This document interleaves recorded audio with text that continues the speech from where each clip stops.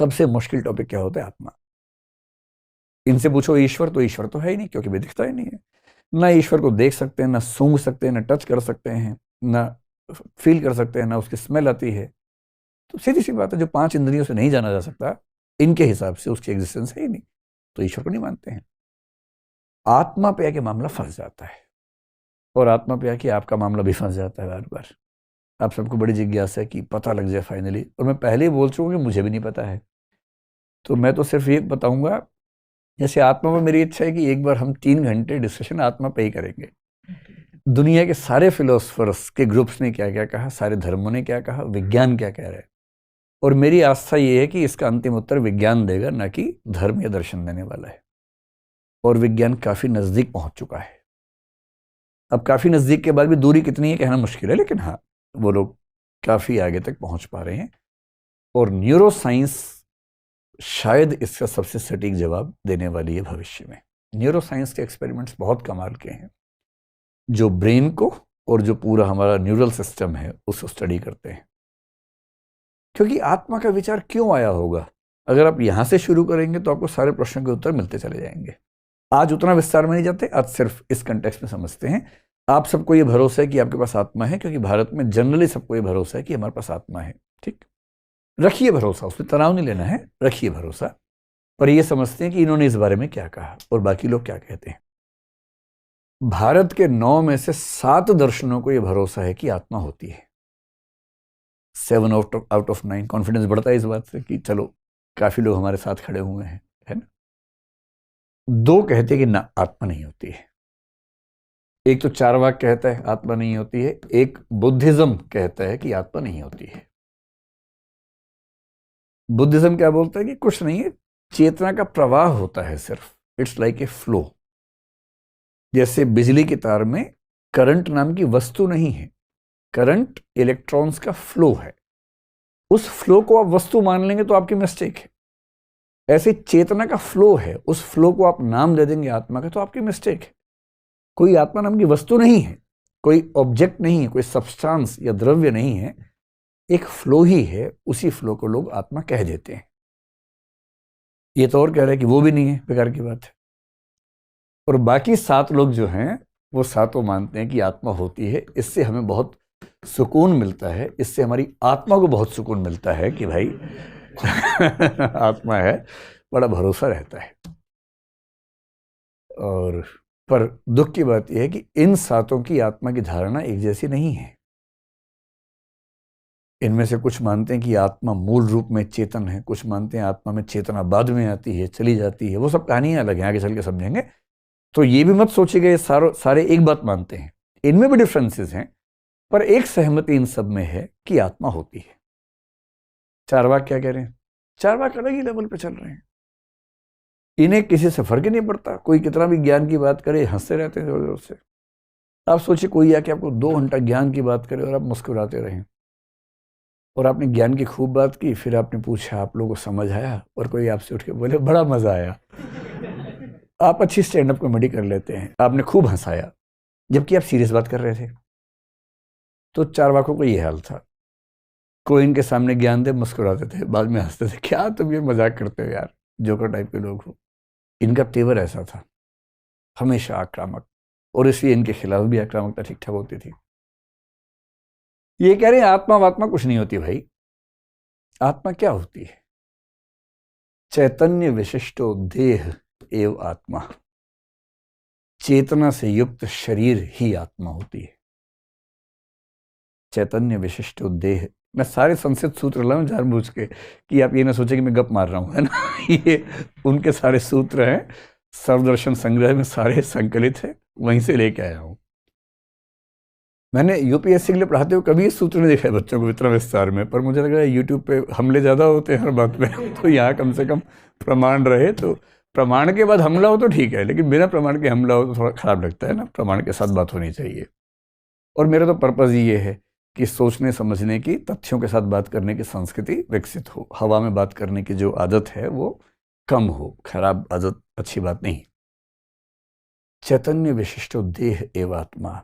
चैतन्य से युक्त शरीर ही आत्मा है। कितनी इंटरेस्टिंग बात कह रहे हैं कि शरीर ही आत्मा है। बस शरीर कौन सी? जिसमें चैतन्य है, चेतना है। मर गए तो चेतना खत्म हो गई, जिंदा है तो चेतना है। अब ये गलती क्या कर रहे हैं, चेतना को प्राण का समानार्थक मान रहे हैं, जबकि चेतना केवल प्राण नहीं होता है। गलत फहमी इनको हो रही है। इस पर बाद में बात करेंगे विस्तार में, मैं हल्का हल्का संकेत करके आगे बढ़ता हूं। जब तक जिंदा है चेतना रहती है, मर गए चेतना नहीं रहती है। इसका मतलब चेतना क्या है, जिंदा शरीर की विशेषता है, बस। तो लोगों ने कहा तो बात तो बड़ी गड़बड़ कर रहे हो, लेकिन ये बताओ, अगर तुम इतने सियाने हो तो ये बताओ कि शरीर तो है भौतिक। भौतिक का मतलब क्या होता है, जिसको आप देख सकें, छू सकें, जिसमें वजन है, जो स्पेस घेरता है, उसको भौतिक बोलते हैं। जैसे हम सबका शरीर है, वेट कर लीजिए अपना, पता लग जाए कितना किलोग्राम में कितना वेट है। आत्मा का वेट निकाल के देखिए, कभी नहीं निकलेगा। हालांकि एक मूर्ख आदमी ने 21 ग्राम निकाला आत्मा का वेट, 21 ग्राम निकाल दिया एक आदमी ने। जब आत्मा पे पूरी क्लास डिस्कशन करेंगे उस दिन मैं बताऊंगा उसका रिसर्च क्या है। वो कह रहे कि 21 ग्राम आत्मा का वेट होता है तो बाद में लोगों ने खूब मजाक बनाया उसका, क्योंकि वो साबित नहीं हुआ, केवल एक सैंपल लेके साबित करने पर लग गया था। तो ऐसे थोड़ा ना साबित होता है, आपको हजारों सैंपल्स क्रॉस चेक करने पड़ते हैं, फिर जाके साइंस में कुछ साबित होता है। आत्मा का वेट निकालने का मतलब हुआ कि मेरे विचार का वजन इतना है। आज मैंने गांधीवाद पढ़ा, मेरा वजन 100 ग्राम बढ़ गया, इसका मतलब गांधीवाद विचार का वजन 100 ग्राम है। कभी ऐसा हुआ आपके साथ? आज मुझे काफी फीलिंग्स आ रही है, मेरा वेट 300 ग्राम बढ़ गया है, तो मेरी फीलिंग्स 300 ग्राम की, ऐसा तो नहीं बोलते ना आप लोग कभी। फीलिंग से वेट बढ़ेगा भी तो इसलिए बढ़ेगा कि बॉडी में कुछ चेंजेस हो गए होंगे खुशी के मारे, पर फीलिंग का वेट नहीं होगा वो। तो सवाल ये है कि शरीर तो भौतिक है, उस भौतिक शरीर से चेतना यानी कॉन्शियसनेस, कॉन्शियसनेस का मतलब सुख दुख को फील करना, सोचना, विचार करना, डाउट करना, वो सब जो प्रोसेस है उसको बोलते हैं कॉन्शियसनेस, कॉन्शियस प्रोसेसेस हैं। तो मटेरियल बॉडी से कॉन्शियसनेस कैसे पैदा हो जाएगी? क्योंकि रुई से धागा बन सकता है, रुई से बर्फ तो बनेगी नहीं। सिंपल सी बात है, कारण में क्षमता जिस कार्य को पैदा करने की है वही कार्य पैदा होगा ना भाई। आप कुछ भी कैसे पैदा कर देंगे, और जीरो से आप कुछ भी कर लें, एक पैदा नहीं हो सकता। दर्शन की भाषा में असत से सत पैदा नहीं हो सकता, नॉन एग्जिस्टेंस से एग्जिस्टेंस कैसे पैदा हो जाएगी? तो जड़ में चेतना है ही नहीं, तो जड़ से चेतना कैसे पैदा हो जाएगी? इसका उत्तर दरअसल चार्वाक के पास है नहीं, पर सबको चुप करना जरूरी है। और फिलॉसफी में सबसे खराब आंसर वो माने जाते हैं जब कोई उपमाओं का इस्तेमाल करे, मेटाफर का इस्तेमाल करे, सिमिली का इस्तेमाल करे। पर कई बार इसके बिना काम नहीं चलता। जैसे प्लेटो ने एक बड़ी खतरनाक सिमिली का इस्तेमाल किया था, उसको केव, सिमिली ऑफ केव कहते हैं, गुफा के सादृश्य का सिद्धांत। जब प्लेटो को समझेंगे तब बताऊंगा, बड़ा इंटरेस्टिंग है। उसने गुफा के एग्जाम्पल से इतनी सारी बातें समझा दी। पर फिलॉसफी में अच्छा नहीं माना जाता कि आप कोई सिद्धांत समझाने के लिए कोई एग्जाम्पल लेके आए, पर कभी कभी करना पड़ता है। चार्वाक क्या कह रहे हैं, इनके तो एग्जाम्पल भी ऐसे होते हैं ना। तांबूल का मतलब क्या था, पान। किण्व का मतलब होता है शराब, मतलब किण्वन की प्रक्रिया से क्या बनती है, शराब। हमेशा इनके एग्जाम्पल शराब, पान, बकरा, मुर्गा, मछली।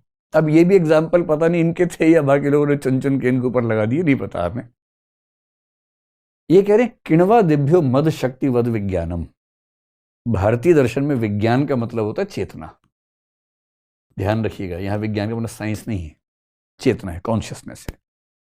इसलिए बौद्ध दर्शन में एक पूरा दर्शन है, उसका नाम है विज्ञानवाद। वहां विज्ञानवाद का मतलब कॉन्शियसनेस के बारे में। तो चेतना है कैसे बनती है, किण्वा दिभ्यो मद शक्तिवत विज्ञानम। किण्वा दिभ्यो का मतलब हुआ शराब जिन पदार्थों से मिलकर बनती है, जैसे गुड़ है, गेहूं भी हो सकता है, अंगूर भी हो सकता है। क्या कभी ऐसा हुआ कि आप गुड़ खा रहे हो, पेरेंट्स कहें नहीं बेटा नहीं, ये पाप है, तुम अभी से अल्कोहल का सेवन करने लग गए हो? कभी नहीं बोलते। पेरेंट्स खुद ही अंगूर खिलाते हैं, लो बेटा अंगूर खा लो बेटा गुड़ खा लो बेटा गेहूं खा लो, गेहूं की रोटियां खा लो। उन्हें कभी तनाव नहीं होता कि बच्चा शराबी हो गया हमारा, नहीं होता ना। लेकिन उसी गुड़ को, उसी गेहूं को, उसी सामग्री को एक खास तरीके से सड़ा दीजिए तो उससे मद की शक्ति पैदा हो जाती है, नशा पैदा हो जाता है। कैसे पैदा होता है कि भाई गेहूं में, अंगूर में, गुड़ में तो नशा नहीं था, पर एक खास प्रोसेस से गुजरने के बाद उसमें नशा पैदा हो जाता है, ठीक वैसे ही भौतिक शरीर के 4 महाभूतों में चेतना नहीं है, पर एक खास अनुपात में मिलते हैं तो चेतना पैदा हो जाती है। चेतना आत्मा का गुण नहीं है, शरीर का गुण है। शरीर जिन 4 चीजों से मिलकर बना है, 4 कौन सी? वही पृथ्वी, जल, वायु, अग्नि है ना। जिन 4 से मिलकर बना है, ये ह्यूमन बीइंग का अनुपात ऐसा है कि उस अनुपात से चेतना पैदा हो जाती है। चेतना के लिए चेतन वस्तु नहीं चाहिए। बहुत इंटरेस्टिंग बात है कि आज का विज्ञान कई मामलों में इस बात को सही साबित कर रहा है। और मैंने पहले वीडियो में जिक्र किया था, कंप्यूटर में कोई आत्मा नहीं होती है, और कंप्यूटर हमसे तेज गति से सोचता है, हमसे बेहतर सोचता है। सोचने का मतलब मैथमेटिकल, लॉजिकल रीजनिंग की बात कर रहा हूं। चैट जीपीटी आने के बाद लिखने भी हमसे बेहतर लग गया है। उसकी मेमोरी हमसे बेहतर है, मेमोरी का रिट्रीवल हमसे बेहतर है। हम तो भूल जाते हैं, यार याद नहीं आ रहा, याद नहीं आ रहा। उसको ऐसा नहीं होता, एंटर करते याद आ जाता है उसको। हमारा ये भी होता है कि नाम किसी और का याद आया, चेहरा कोई और याद आ जाता है। कि तुम सुशील हो ना, वो कह रहे नहीं मैं तो संगीत हूँ। नहीं तुम सुशील हो, नहीं मैं संगीत हूँ। अरे हाँ यार सॉरी, मैं किसी और को याद कर रहा था। कंप्यूटर की चेतना में सुशील सुशील ही रहता है, संगीत संगीत ही रहता है। Retrieval of memory is perfect in case of computers as compare to us. और आत्मा लोगों ने क्यों मानी थी कि मेमोरी किसके पास रहती है, चिंतन कौन करता है, महसूस कौन करता है, ये सब करने के लिए एक चीज होनी चाहिए, सब्सटेंस होना चाहिए। वो द्रव्य, वो सब्सटेंस क्या है? वही आत्मा है। कंप्यूटर बता रहा है कि यार तुम रोम, रैम और ये सब लगा के, कैश मेमोरी लगा के सारा काम कर लेते हो। ये सब भौतिक वस्तुएं हैं। अगर ये सारी भौतिक वस्तुएं गणित, चिंतन, मेमोरी के काम सॉल्व कर देती हैं, फिर आप कहते हैं कि जब तक मैं जिंदा हूं मेरे अंदर कुछ तो है खास। उसको करंट से रिप्लेस कर लीजिए। जब तक कंप्यूटर ऑन है कुछ ना कुछ एक्टिविटी हो रही है, स्विच ऑफ किया बंद हो गया। हो सकता है कि ऐसा ही कोई करंट हो। और क्योंकि इन सब बातों को उस समय बिल्कुल नहीं जानते थे, तो एक कॉमन सेंस से लोगों ने कल्पना की कुछ ऐसा होता होगा। आत्मा की धारणा बन गई। अभी भी हो सकता है कि वो सही बात हो, अभी तो संभावना ही तो हम बात कर रहे हैं। पर ये पता नहीं कैसे उस समय ऐसी बात कर रहे थे कि ये सब कुछ नहीं होता, ये सारा खेल भौतिक चीजों के मिलने से हो रहा है बस। और लोगों ने कहा भाई कुछ और एग्जाम्पल देके समझा। बोले और एग्जाम्पल ले लो, एग्जाम्पल की कमी है कोई? जड़भूत विकारेशु, भौतिक वस्तुओं में विकार, विकार मतलब परिवर्तन, परिवर्तन होने से चैतन्यम यत्तु दृश्यते। भौतिक वस्तुओं के अनुपात के बदलने से चेतना दिखनी शुरू हो जाती है। इतना ही खेल है। जैसे तांबूल, पान, पान की किसी भी सामग्री में जो वर्ण है आपको लाल नजर नहीं आता है। पान का पत्ता हरा है, न सुपारी लाल है, न कत्था लाल है। लेकिन जब इन सबको मिलाते हैं, राग यानी लाल रंग समुद्भवः, लालिमा पैदा हो जाती है। जिस पान के अंदर एक भी चीज लाल नहीं है, जब उस पान को चबाते हैं, चर्व धातु याद कीजिए, चबाना, जब उस पान को चबाते हैं तो होंठ लाल हो जाते हैं। जैसे लालिमा पैदा होती है वैसे चेतना पैदा होती है। और इसलिए हम तो आत्मा को नहीं मानेंगे, और जब आत्मा को मानेंगे नहीं तो फिर स्वर्ग मिलेगा किसे, फिर नरक मिलेगा किसे, फिर मोक्ष मिलेगा किसे? बात ही खत्म हो गई। क्या आप ये समझ पाए कि इनके हिसाब से संसार की व्याख्या कैसे होगी? ईश्वर को ये मानते नहीं है, और आत्मा की जगह क्या मान रहे हैं? जीवित शरीर ही आत्मा है, उससे भिन्न कोई आत्मा नहीं। अब इस कंटेक्स्ट में अंतिम बात है कि नैतिक जीवन को लेकर ये क्या बोलते थे, और इसी पर इन पर हमले सबसे ज्यादा हुए, क्योंकि इन्होंने ऐसी बातें कही, या इनके बारे में लगता है कि इन्होंने ऐसी बातें कही जिन पे आरोप बहुत ज्यादा है। तो ये तो उतना ही बिंदास तरीके से बात करते हैं, इनको तो कोई चिंता मिलता है नहीं। उस समय हमारी वैदिक परंपरा में मानते थे कि एक कंसेप्ट होता है पुरुषार्थ। आपने सुना होगा ना, कितने पुरुषार्थ होते हैं? 4 सुने होंगे। धर्म होता है, अर्थ होता है, काम होता है और मोक्ष होता है। धर्म का मतलब धार्मिक आचरण करना, अर्थ का मतलब पैसा कमाना, काम का मतलब यौन जीवन के और बाकी सुख, जो सुख भोगने वाला पक्ष है, और मोक्ष मतलब अंतिम रूप से मोक्ष हमारा स्वर्ग नहीं होता, स्वर्ग तो बहुत छोटी चीज है। मोक्ष का मतलब है पुनर्जन्म के चक्र से मुक्त हो जाना, बार बार पैदा होने से मुक्त हो जाना और स्थायी हो जाना, उसको बोलते हैं मोक्ष। तो भारत में सहमति थी कि सबसे ऊंचा जो हमारा पुरुषार्थ है वो मोक्ष है, और ये जो तीन हैं ये उसकी तुलना में सामान्य है, इनको सीमित रूप से करना चाहिए। अर्थ, पैसा कमाना ठीक है लेकिन बहुत महत्व मत दो। काम ठीक है लेकिन इतना पागल मत हो जाओ वासनाओं के पीछे कि उसके सब सिवा कुछ दिखे नहीं। धर्म जरूरी है, धर्म के माध्यम से मोक्ष मिलेगा, ये एक सामान्य कंसेप्ट वैदिक परंपरा में, औपनिषदिक परंपरा में चल रहा था। तो फिर ये आए, इन्होंने कहा लाओ भाई कौन कौन से पुरुषार्थ हैं, हमें दिखाओ जरा। तो कुछ लोगों ने कहा जी एक तो ना ये चार है, धर्म अर्थ काम मोक्ष, आपकी क्या राय है? बोले चार में से तीन काट दो, एक ही काफी है। काम एवैकः पुरुषार्थ, काम ही एकमात्र पुरुषार्थ है। सुख, वासना, भोग, बाकी सब बेकार बातें हैं। कुछ नहीं करना, मौज करनी। क्या करना है? पीत्वा पीत्वा पुनः पीत्वा यावत पत्नी भूतले, और गिर जाओ तो क्या करना है? उत्थाय च पुनः पीत्वा क्योंकि पुनर्जन्म न विद्यते। ये करना है। 4 बज गए हैं लेकिन पार्टी बाकी है। 4 बोतल वोदका, काम मेरा रोज का। ये करना है। आज भी तो चल रहा है, उसी समय की बात छोड़ना है। एक ही पुरुषार्थ है काम, और उसकी व्याख्या क्या है? यावत जीवेत सुखम जीवेत। सुख, जो आदमी सुख पर इतनी बात करे उसको बोलते हैं सुखवादी या सुखवाद। ग्रीक भाषा का एक शब्द है हिडोनिज्म। तो चार्वाक लोग कौन है? हिडोनिस्ट हैं। हेडोन का मतलब सुख होता है, तो हेडोनिज्म का मतलब जो केवल सुख पे जोर देता है वो सुखवादी है। और बात की वही कि भाई जब मर जाओगे तो देह तो लौट के आएगी नहीं, कोई पुनर्जन्म कुछ नहीं होता है, पुनरागमन हमको होता है, कोई वापस नहीं आता है। एक ही जिंदगी है, कल हो ना हो एक ही बार है, उसी जिंदगी में जीना है, उसी को एंजॉय करना है। ये इनका विचार है। तो इनसे लोगों ने पूछा कि भाई बाकी तो कुछ बताओ, मोक्ष पर सब लोग इतना जोर देते हैं। बोले मोक्ष कुछ नहीं होता यार, मरणम एव अपवर्गः। अपवर्ग का मतलब मोक्ष। भारतीय दर्शन में मोक्ष के लिए कई शब्द हैं। मुक्ति है, निर्वाण है, कैवल्य है, अपवर्ग है, निश्रेयस है। इन सब का मतलब होता है मोक्ष। अपवर्ग शब्द का प्रयोग न्याय दर्शन में ज्यादा हुआ है, कई लोग करते हैं लेकिन न्याय दर्शन मुख्य रूप से करता है। मृत्यु ही मोक्ष है, बस मरोगे काम खत्म। क्योंकि मोक्ष का मतलब क्या है? पुनर्जन्म के चक्र से मुक्ति। बोले होता ही नहीं पुनर्जन्म, तो मुक्ति क्या? मर गए काम खत्म हो गया, एकदम खत्म। मरने के बाद कुछ भी नहीं बचता है, ना पुनर्जन्म होगा ना कुछ होगा, खत्म है वो बस। तो वही मोक्ष है। और ऐसे मोक्ष की इच्छा क्यों करनी चाहिए?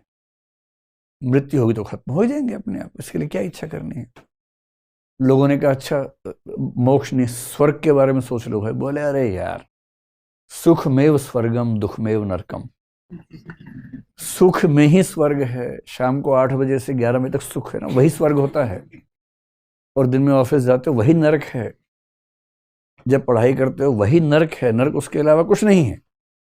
और स्वर्ग शाम को है, जैसे ही पार्टी शुरू होती है और 4 बजने तक वही स्वर्ग होता है।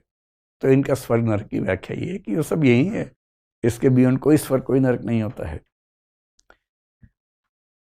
तो लोगों ने कहा इस समय मोक्ष नहीं। बोले मोक्ष एकदम नहीं है, खत्म करो मोक्ष को, नहीं चाहिए मोक्ष मोक्ष हमें। बोले अच्छा अर्थ के बारे में क्या? बोले अर्थ ठीक है, पैसा कमा लो, लेकिन पैसा कमा के लेके नहीं जाना है, छोड़ के नहीं जाना है। जितना पैसा कमाओ सारा काम में खर्च करना है। इन्वेस्टमेंट, कैपिटल फॉर्मेशन नहीं करनी है, सेविंग्स नहीं करनी है। ये कैपिटल फॉर्मेशन के इकोनॉमिक्स नहीं समझते थे। कमाओ, लेकिन जितना कमाओ सारा फूंक के जाना है, छोड़ के चलेगी। तुमसे बड़ा मूर्ख कोई नहीं है। समझदार वो है जो दूसरों को पैसा लेके उड़ा रहे हैं, और मूर्ख हैं जो पैसा इकट्ठा कर करके छोड़ के जा रहे हैं दूसरों के लिए। कमाओ, और ना कमा पाओ तो कोई बात नहीं, तब क्या करना है? तब ये करना है। घृतम कहने को कह दिया है, भाव समझिए इनका। ऋणम कृत्वा पिबेत। पैसा नहीं कमा पा रहे, कोई बात नहीं, उधार लो, पियो, मर जाओ। जब तुम मर ही जाओगे, कोई कैसे वापस ले लेगा तुमसे पैसे? तो क्या है, बड़ा अच्छा है। तो अर्थ का काम थोड़ा सा है, काम के लिए, स्वतंत्र नहीं है, काम हेतु इसका फायदा है। तो एक चाहते क्या थे, ये चाहते थे कि केवल सुख पे जाओ। और सुख कौन सा? जो बुरी बात है, एक होता है कि सुखों में आप क्वालिटी का डिफरेंस मानते हैं, और एक होता है आप सुखों में केवल क्वांटिटी या इंटेंसिटी का डिफरेंस मानते हैं। ये एथिक्स में बहुत महत्वपूर्ण बात मानी जाती है। इसका मतलब क्या हुआ सरल भाषा में? जैसे सुख किस किस चीज में होता है? कई चीजें हैं जो शारीरिक सुख की होती हैं, जैसे कुछ चटपटा खाने का सुख, बड़ा मजा आता है उस समय। बाद में बेशक पेट में दर्द हो, बेशक पेट खराब हो, लेकिन उस समय बड़ा मजा आता है। एक सुख होता है जैसे गणित का कोई मुश्किल सवाल है वो सॉल्व कर लिया, उसका सुख। या ज्ञान का सुख, चार लोग बैठे किसी बात पर डिस्कशन चल रही है, आपने ज्ञान की बात बोली, सब बोलते वाह यार वाह, मजा आ गया। ये जो सुख है, प्रशंसा का सुख है। परोपकार का सुख, किसी की हेल्प करने का जो सुख है, वो भी एक सुख है। जब माँ के पास खाने को कम हो तब भी वो बच्चे को प्रेफर करेगी कि वो खाना खा ले, क्योंकि उसको त्याग के सुख में जो मजा मिलता है वो भोजन के सुख में नहीं मिलेगा। उसका ऊंचे स्तर का स्वार्थ है, क्योंकि उसको त्याग का सुख ज्यादा बड़ा सुख लगता है। अब ये चार्वाक क्या बोलते हैं कि इन सारे सुखों में कोई वैल्यू डिफरेंस नहीं है, कोई क्वालिटी का डिफरेंस नहीं है, इसलिए कोई ये कहे कि परोपकार का सुख ज्यादा ऊंची चीज है, ये सब बेकार की बातें हैं। जिस चीज में मजा आए वही सुख सबसे अच्छा है।